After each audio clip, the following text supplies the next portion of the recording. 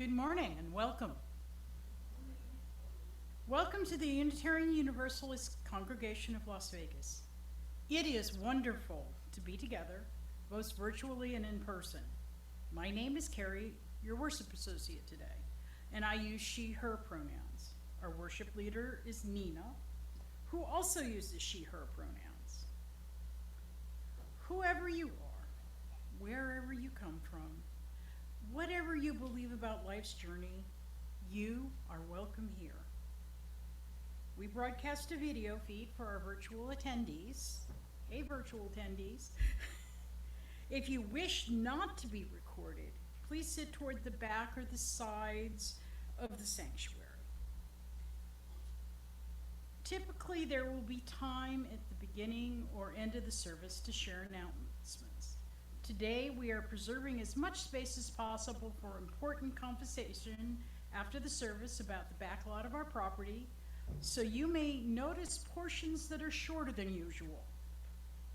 In lieu of announcements, please refer to the flash, which contains all important information for the week. When we come together, we get to practice creating inclusive, worshipful spaces together. Please silence your cell phones and refrain from using the chat on Zoom. Please also move in ways that your body needs.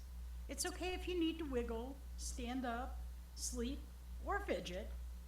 All bodies are welcome here. Welcome to our service.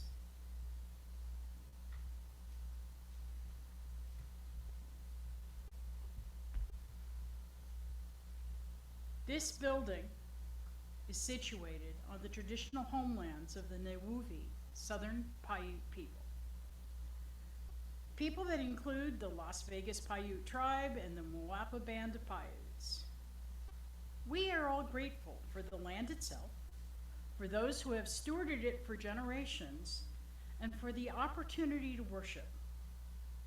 Let's take a moment of silence to contemplate this acknowledgement of one part of the long arc we are traveling on to justice and reconciliation.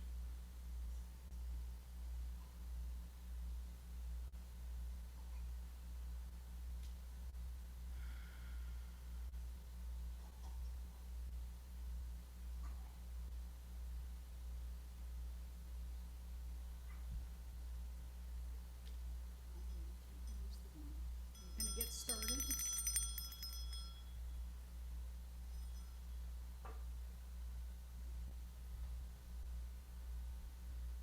When we gather together, we light the chalice, a symbol of our Unitarian Universalist faith. The chalice reminds us that we are connected to a much larger religious tradition that stretches out of the past, reaches around the world, and leans into our shared future. And now, please join with me. We light this chalice as a reminder that together we are a beacon in the desert. May its light lead the way to love, acceptance, and justice as we strive for personal and societal transformation.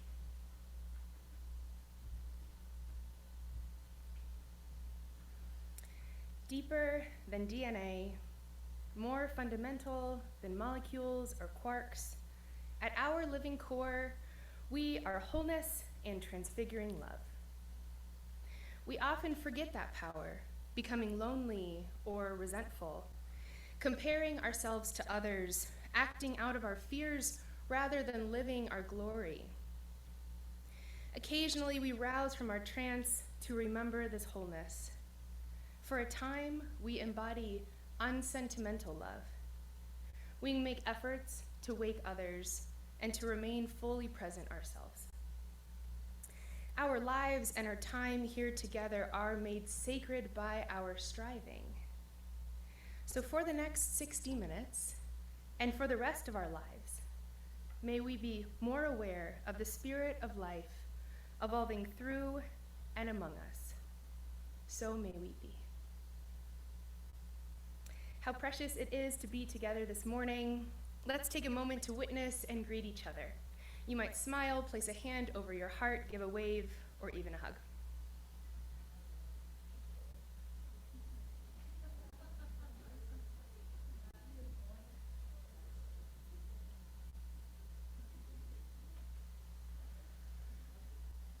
This sanctuary isn't always this full. I think a lot of us come here and find far more open seats, so it really is special to be here together with you. Thank you for coming today. Let's rise in body or spirit for our hymn today, Spirit of Life. Because we don't have a beautiful person on the piano, we'll sing along with the music. The words, if they're not already memorized by you, are printed in your order of service.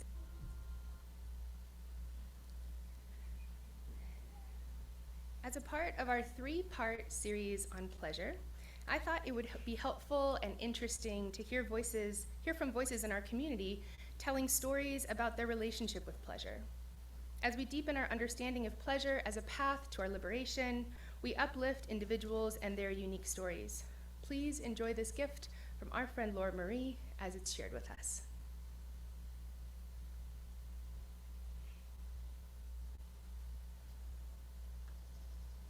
My body is fat and beautiful.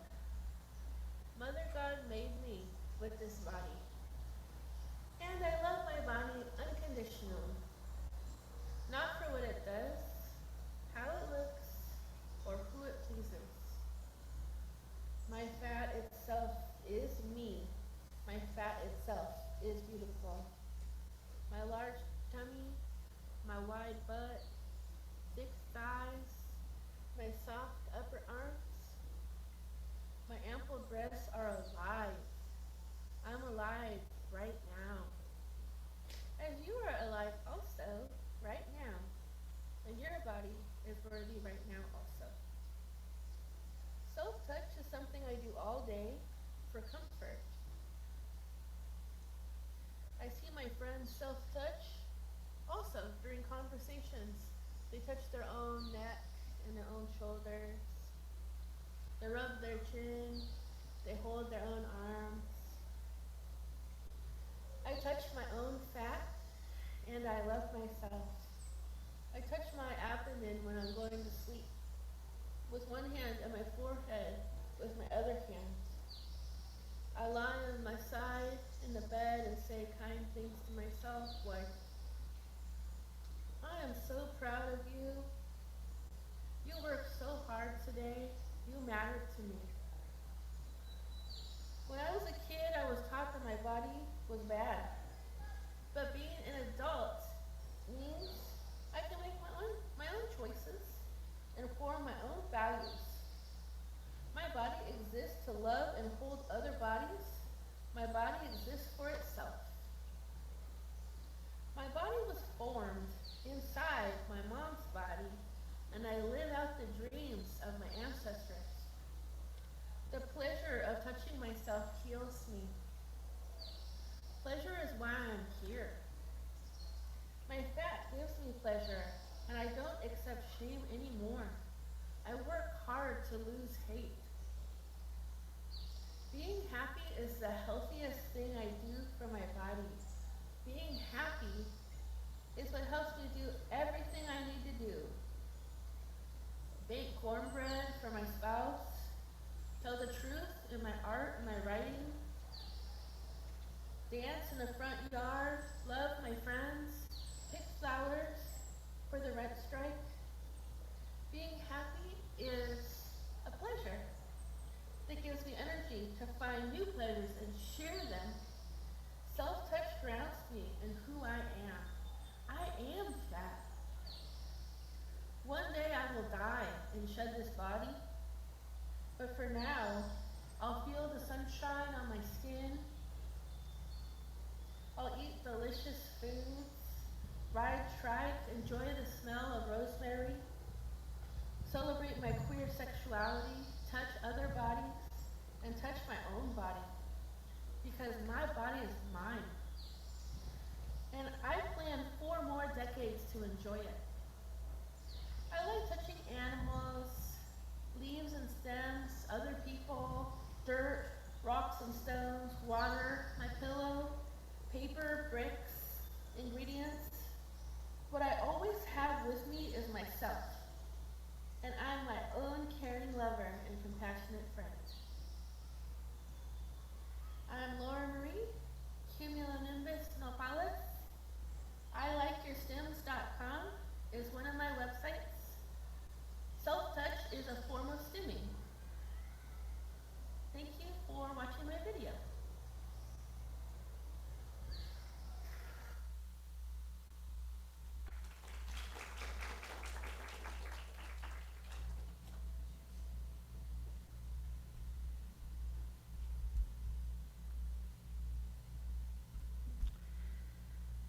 will now ground ourselves in the present and honor the thread of humanity that connects us as living beings, as humans striving toward a beloved community.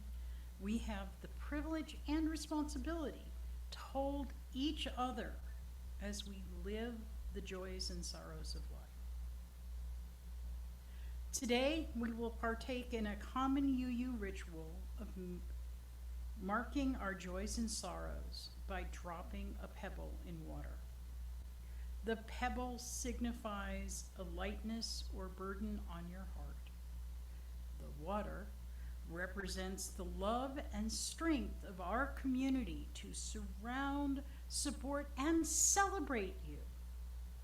It is not necessary to speak.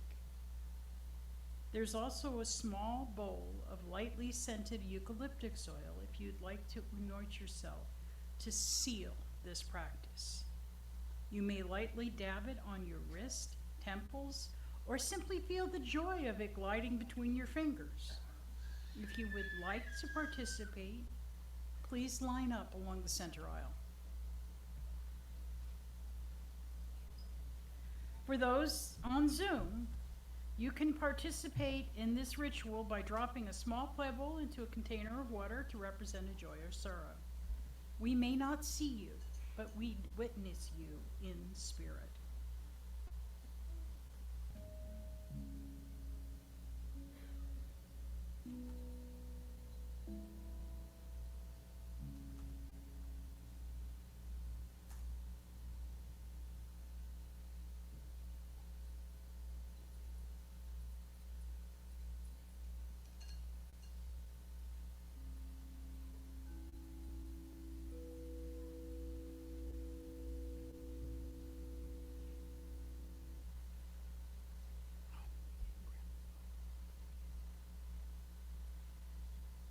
In addition to that which is represented here, we also hold up,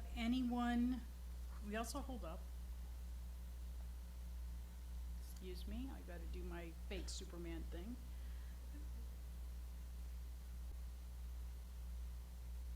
You can always participate in the silence of our heart's movement. Oh, okay, I'm sorry. Dan Tossig, Arabelle Tetlow, at 3 years with cancer, and Mike Freeberger. Irma, is there anyone in the chat? Yes. Please give your thoughts to Chiwaniso, Kurai, and Peggy Oaks. Thank you for participating in that shared ritual. May we hold that which is spoken and that which is kept in the silence of our hearts in love and compassion.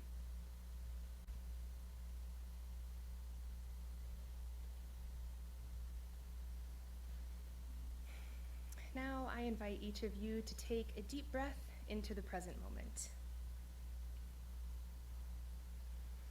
Realizing that not everyone will have all of the functions to enter into each of these movements, but grateful for all of the skills that we do have, I invite you, as you're willing and able, to participate in this interactive meditation. Spirit of love, God of many names, we enter into this time of centering and sensory reflection. Let us together shake out our arms and hands, bring our shoulders up to our ears, and then let them rest at our sides. Let us shake out our legs and feet, stomp a little bit, and then plant them on the ground. Let us stretch our heads high, casting our gaze above us, and take a deep breath of gratitude.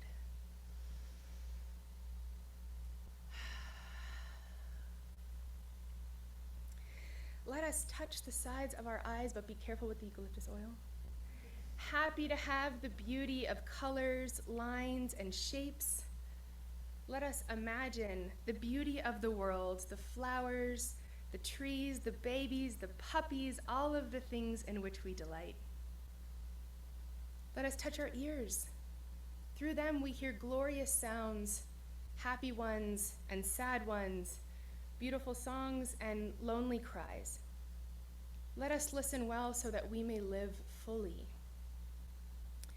Let us touch our lips, for through these lips we receive the food and drink that nourishes and helps us grow, and we speak the words that express our thoughts and our feelings. Let us touch our hearts, for it is our hearts that we know and share love through. Let us feel the world around us. In our imagination, let us experience the wind that cools us, the sun that warms us, and the rain that nourishes the earth and cleanses us all. The beauty of life is all around us. Let us softly say, each in our own way, thank you. Thank you, God. Thank you, Mother Earth. Thank you, nature. Thank you, world. And may we smile in delight.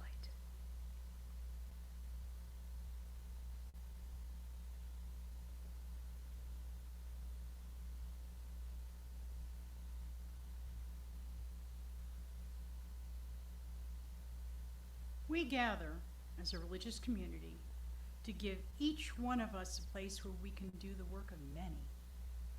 The offering supports the mission of the congregation to be a beacon of love and justice in the desert and supports local organizations working to make our community a better place for all. The offering this month is shared with Nevadans for the Common Good, a broad-based coalition of Las Vegas institutions deliberately built to cross the lines of race, religion, neighborhood, and political affiliation to take strong, nonpartisan stand on issues affecting families and communities. The link to donate your offering will be in the chat on Zoom, and our ushers will pass the plates so you can donate.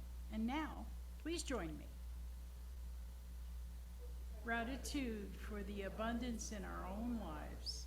We give for the life of this congregation and the benefit of the larger community.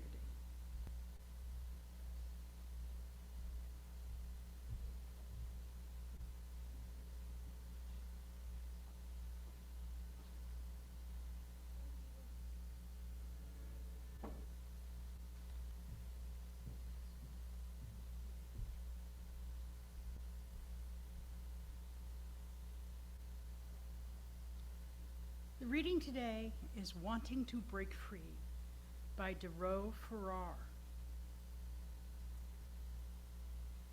It starts with a quote from Teriona Tank Ball of Tank and the Bangas. Remember to get carried away. To be grounded is for plants.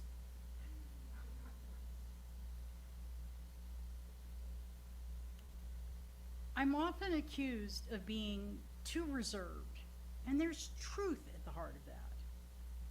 On the spiciness scale, my expressiveness is on the mild end. I'm sure that stems from my disdain for being the center of attention. Still, I'm frequently advised to loosen up and then offered the clarification. That was a joke. It makes sense. As children, the older black folks around the world seemed to warn us not to show our color. Later, I learned to not be too feminine either, whatever that means. These responses are clearly rooted in the fear. Just to be clear, I don't mean to minimize the reality that authentic self-expression is still often bold and dangerous for too many people. But fear, however justifiable, is central. So, here now I am, unable to fully live into the freedom of self-expression for fear that I might not be taken seriously. Like many people, I discovered Tank and the Bangas through their 2012 NPR Tiny Desk concert. I immediately fell in love. So when one of my choir members informed me that they'd be performing a concert in town, I quickly bought a ticket. When the concert finally came, I loved it. However, I didn't dance or scream, sing along, or do much of anything beyond standing there and soaking it all in. That didn't seem strange to me, at least not in a conscious way. At the end of the concert, while saying goodnight to the noisy and appreciative crowd, the band's lead said, "Remember to get carried away. To be grounded is for plants." She was speaking directly to me. She clearly wasn't, but she was, and I felt it. The following Sunday, our congregation opened worship with the hymn, "I'm gonna live so God can use me." I wanted so badly to break free and let loose on it. However, looking out at our, we'll call them, upright congregation, I just couldn't. Most of them wouldn't have minded, but still, I was stuck in my own false ideas of their expectations of me. Luckily, as with many of life's developments, there's still time.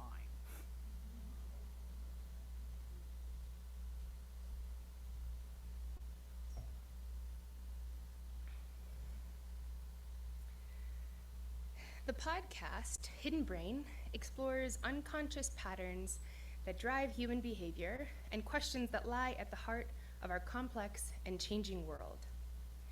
Conveniently, last week's episode was called The Paradox of Pleasure. Thank you, Universe. And thank you, Chloe, who sent it to me and said, "This is really good timing, you should preach on this." It carefully detailed the relationship between our neurobiology and addiction, and suggested that this may play a factor in why more and more of us seem to experience anxiety and depression than any time in recent history. Furthermore, recent science has discovered that pain and pleasure are co-located in the brain. The same parts of the brain that process pleasure also process pain, and they work like opposite sides of a balance, almost like a seesaw. When that seesaw is level to the ground, it is at rest or at homeostasis. But when we experience pain, it tips one way. And when we experience pleasure, it tips in the opposite direction. Interestingly enough, our brain really wants to remain level. We are homeostatic when this is at equilibrium, not when we are awash in pleasure. Our brains will work really hard to restore a level of balance after a deviation from that neutrality. So imagine doing something highly pleasurable, biting into a vanilla cupcake with lots of frosting, or watching a sweet dog bound toward you, or listening to Swan Lake by Tchaikovsky. Well, those are some of my small pleasures, but imagine doing something you find highly pleasurable. Our brain gets a nice rinse of dopamine, and we get to take a small pleasure bath. At that very moment, our brains, so concerned with balance, doing their good work to keep us rooted and ready to engage with a demanding interpersonal world, begin to place coins on the pain side of the seesaw. One by one, until we are having that very human experience of simultaneously enjoying something and regretting it. Eating something that's delicious and feeling sick. Balancing joy and shame. We are actually wired to feel sort of bad about feeling good. And it's a bad fit, this positive feedback loop of pleasure and pain in our current society, where we're lured by opportunities to indulge, overspend, overconsume all the time. We have severely reduced the amount of time between pleasures, also reducing the time between pain. And it's thought that the ease with which we can access things, people, and experiences that make us feel good has overwhelmed our human brains. This creates a constant physiological craving for more pleasure, and then when that's not appeased, anxiety, and depression. And I don't know about each of you, but I struggle with both of those things, which always feels surprising because I live life with overflowing blessings and privilege. But there is a very real, very steady hollowness inside of me that has motivated me to, among other things, find a spiritual community to burrow into in hopes that through us and through this work we do together, I'll feel a little less alone and a little less hopeless. So I know you're thinking, thank you for the science lesson, Nina, where is this going? But the conversation we're having today is about the ways that the table was set, mainly for us and a little bit by us, to interact with pleasure in our lives. And remember, science is still one of our sources. There's a limit to how deep we can go in this conversation, both because of time and scope. And if there's anything I've learned from doing research for this series, it's that we could spend a whole church year diving into the science and spirituality that governs our relationship with our bodies, our sexuality, our pleasure, and our freedom. So I started my search for understanding through time really far back. And wow, medieval times were fascinating and subjective to say the least. As they say, history is written by the victors, and they really should say history is written by the literate victors. So much of what we understand about that time comes directly from the Catholic Church. In a time when so little was understood about biology, fear was an effective tool for control, which laid the groundwork for significant persecution against lots of people seeking pleasure, and most significantly women, who were seen as inferior and more susceptible to sin than men. And this impacted the degree to which they had autonomy over their own lives, pleasure included. So when we talk about liberated women in spiritual community, it makes me think of ancient paganism and our earth-centered religions, which oftentimes tend to sidestep the patriarchal violence of many of our Western religions because they believe the earth is a maternal, feminine figure from whom we all came and to whom we all belong. Many pagans, then and now, believe that all acts of love and pleasure are rituals of the goddess, and the ritual practices of pleasure can provide a gateway to a life of meaning. But you know that we can't talk about love, pleasure, and freedom without getting to the root of the obsession with women's virginity.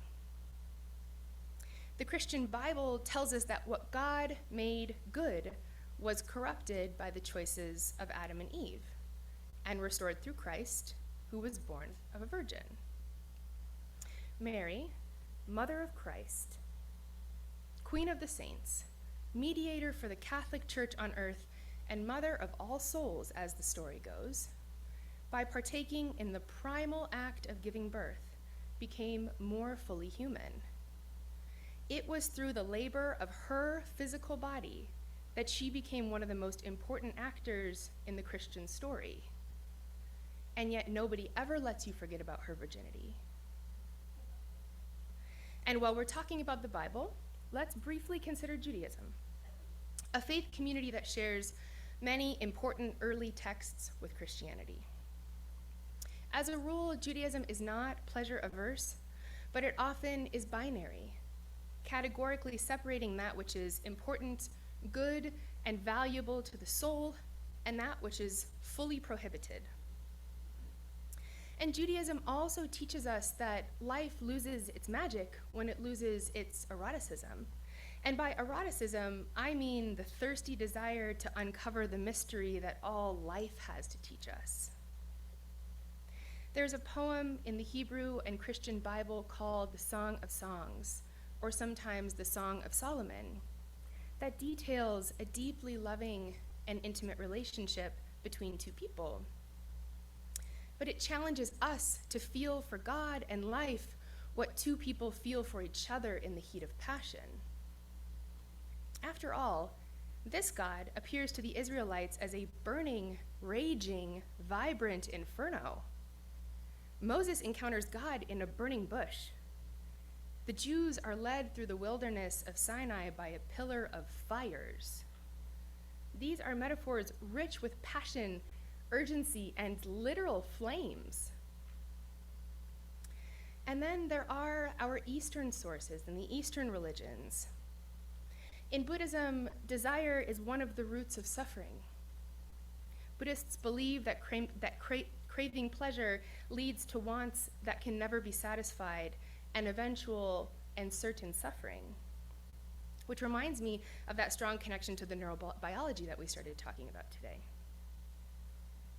And in Islam, the permissibility of pleasure is dependent upon its impact.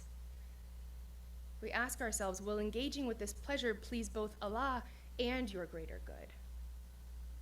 Many Muslims work towards sacrificing lower and weaker pleasures for the acquisition of higher and stronger ones.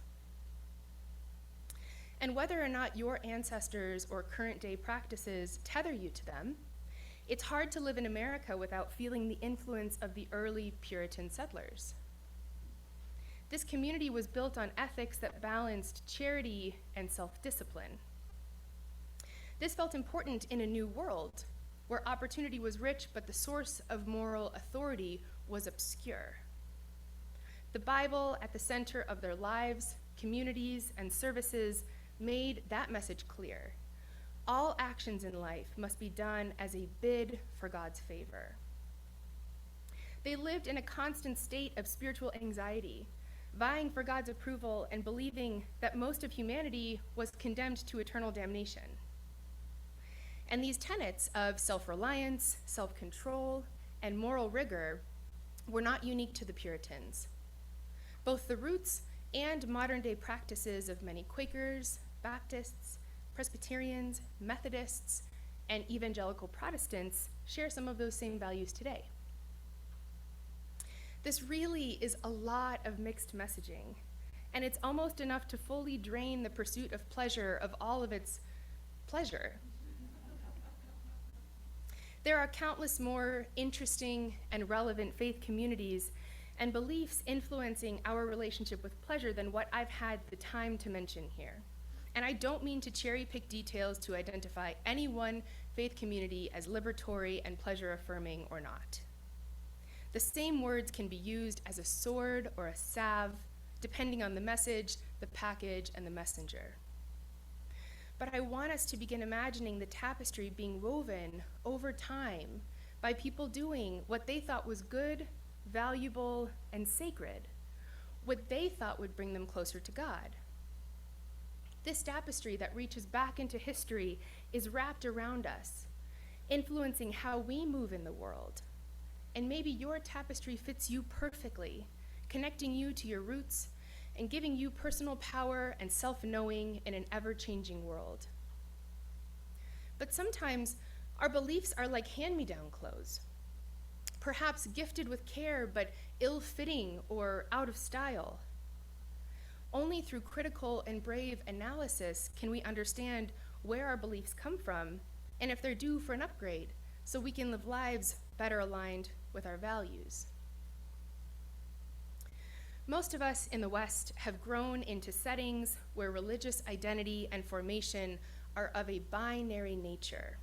We are Buddhist or Hindu, Jewish or Baha'i, atheist or agnostic, spiritual but not religious. But we have entered an era unlike any before.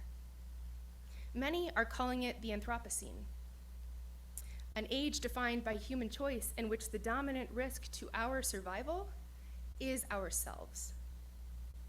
Things rarely feel clean and tidy these days, and many of us attempt to maintain daily lives while suffering existential anxieties.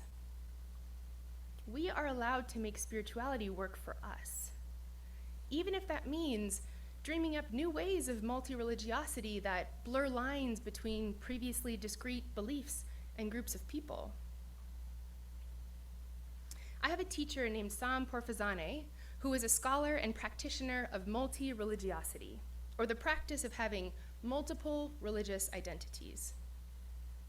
Fostering multi-religious practices is not easy or simple, and in this work, we stand between the questions of how do I build a spiritual life to my specifications, and how do I participate in meaningful rituals without appropriating and exploiting? Sam, A self-identified Buddhist Muslim calls this work a disposition of devotion. As Unitarian Universalists, we draw wisdom and spirituality from multiple sources. And as free-thinking, transformational people, we can come together in community and practice shaping and reshaping ourselves to adapt to our changing internal and external worlds. And that's the thing about this pleasure pathway that we're talking about. Our experiences, even though we are unique, our experiences are parallel in so many ways. Many of us grew up in similar environments, receiving explicit and implicit messages steering us in one direction or another. And while each of our souls are delightfully unique, we share a critical neurobiology. But only you can decide how the pursuit of pleasure serves you in your spiritual path. Perhaps the practices of self-discipline and restraint help you to clear the metaphorical slate and practice an attitude of openness, eagerness, and lack of preconceptions about the world. Zen Buddhism calls this keeping a child's mind. Or perhaps you recognize that a hallmark of your life has been restraint. Perhaps because you received early and frequent messages that you ate, asked, moved, and disrupted too much. And that made you less palatable. And this maybe has left you a changeling, able to shrink to accommodate the boxes that others have built for you. If that resonates with you, maybe a practice of following your pleasure in a more unrestricted, free-flowing way can connect you with your birthright. We are here making sense of the confusing contradiction that we were both made in the image of God, and that this corporeal experience is one that we must somehow bridle and eventually conquer. But if this is the plane on which we seek liberation, these are the bodies that we do the work in. Who stands to benefit from making us believe that our fleshy, precious, longing bodies are inferior and worthless? May we care for ourselves and each other as we continue the excavation of who we are, where we came from, and how we live lives that feel good.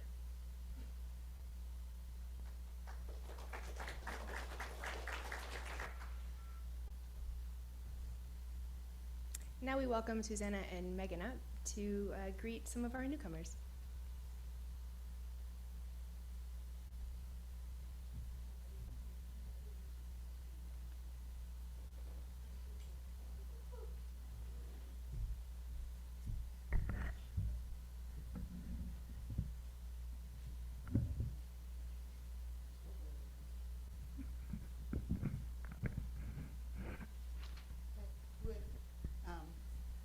Eli Krause, Teddy Anderson, Elena and Max Stoley all come up. All of these people have agreed to sign our book today and become members of our congregation. I also want to recognize them not here during the new member ceremony. I would like Kevin and Peyton to come up because they missed it because they just got married.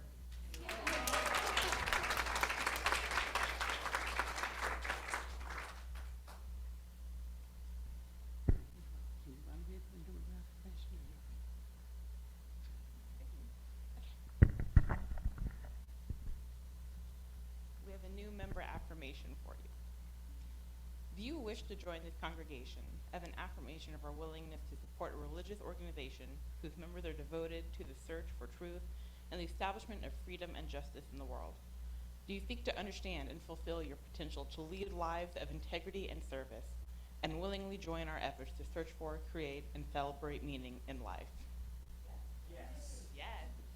Okay, they can go on with the service, and we'll go ahead and read the book. Sign the book while they're doing that. Welcome to each of you. It is so nice to have you here. May that which is in us and all around us, and which constantly draws us to our holiest selves, remind me and remind you that our freedom, fully expressed, gives freedom to others. As we wander among the trees, accept our silent gratitude for not having their stationary life.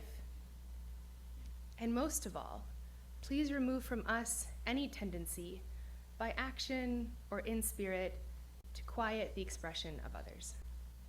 Amen.